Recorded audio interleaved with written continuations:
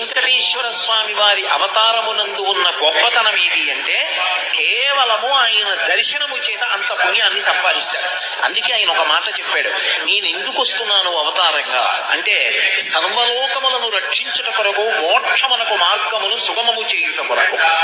కలియుగంలో మోక్షాన్ని పొందడం అంత తేలికైనటువంటి విషయం కాదు. కానీ ఎవరు నా యందు భక్తితో ఉంటారో, ఎవరు నా యందు ప్రీతి కలిగి ఉంటారో అటువంటి వారి పట్ల నేను సదా ప్రసన్నుడనై ఉంటాను.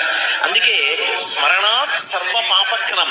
ఒక్కసారి వెంకటాచల క్షేత్రాన్ని కళ్ళు మూసుకుని ఆ 7 కొండలు తలుచుకుని, ఆ 7 కొండలు, 7 కొండల మీద ఉన్నటువంటి ఆనందనిలయ విమానం, ఆనందనిలయ విమానంలో పద్మపీఠం మీద నిలబడినటువంటి ఆ స్వామి యొక్క దివ్యమంగళ విగ్రహాన్ని, ఆ దివ్యమంగళ విగ్రహం యొక్క వైభవాన్ని, ఆయన నిలబడేటటువంటి రీతిని, ఆయన పట్టినటువంటి ముద్రల్ని ఒక్కసారి స్మరించినంత మాత్రం చేత స్మరణాత్ సర్వపాపఘ్నం, ఆ స్వామి పేరు